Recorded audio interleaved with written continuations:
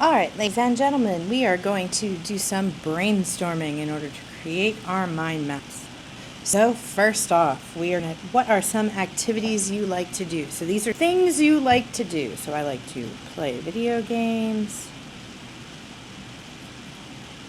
I like to watch anime. I like to read. I like to travel. I like photography. I like fixing things. Alright, so you need to fill all the lines in the first section of things you like to do. Then you need to move on to second section, which are things you are talented at. So these are not necessarily things, these might kind of overlap these a little bit, but you want to come up with 6 more things. And these are more things that you're really good at. Think about, if we're thinking about mind maps, these are things that fill your mind because you're good at them. So I am good at math. I am good at chemistry. I am good at,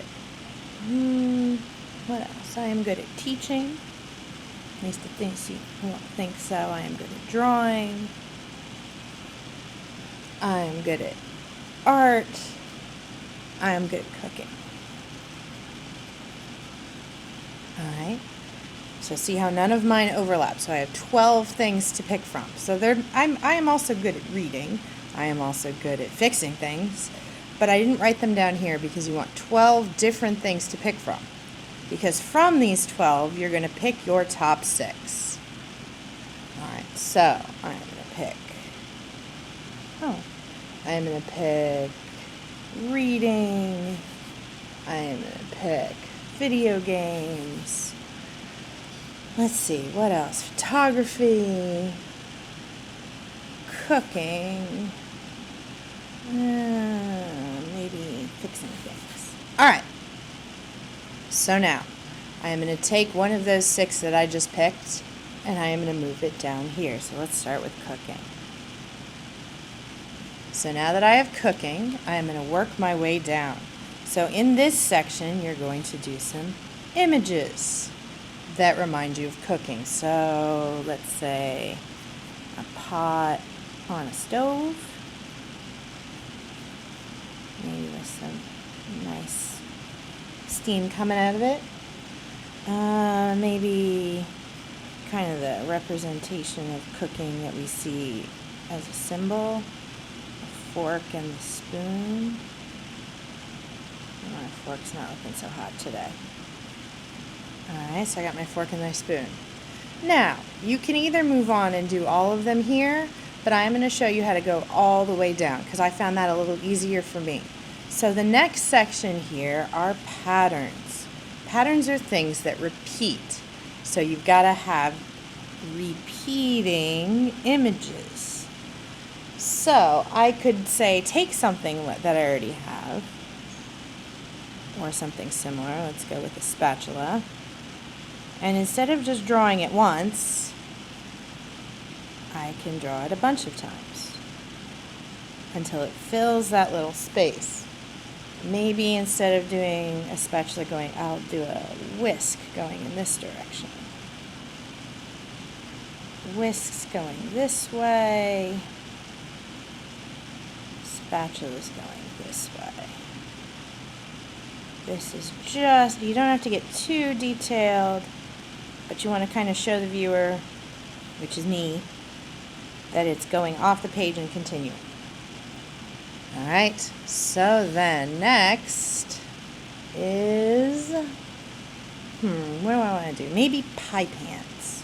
That could be kind of fun as a pattern. So I do a pie pan, another pie pan. What do I want to put between them? Maybe some apples. Show that I'm making apple pies. I do a row of apples. And then another row of pie pans. So I've got pattern that repeats. You notice that on the top one I made my pattern kind of kind of diagonal, and down here it's more horizontal. As long as it repeats, you can kind of do whatever you want with it. But you've got to make sure that it repeats and fills the space. Okay. Then, once you are done and you've filled up that space,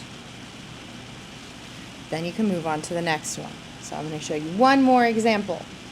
So I'll do reading. I like to read. So simple, easiest way to symbolize reading is to kind of draw a book. Remember, top part's images, bottom part's patterns. So what's another image? Let's do a bookshelf with books on it.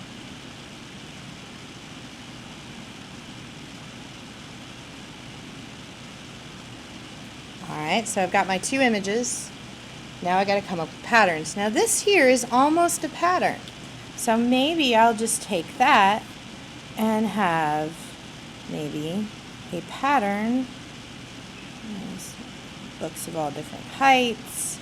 And then another row of books here. So now, because I've separated it from the bookshelf, I now have a pattern of books. And now I can go back and I can make those look a little bit more like books, and I could put little words on the ends, but I'm just brainstorming here. Now, another way I could represent reading is maybe I write a bunch of the titles. Maybe I use text as a pattern. I write Harry Potter, and see, I'm making it go off the page. Secrets, Hunger Games. Trying to think of another book. What else do I read? Fantasy. I could even just write words. All right. So you've seen me do two sections. Now what you need to do is get out your worksheet and complete the entire thing. When you've completed it, bring it to me, and you will get the next worksheet.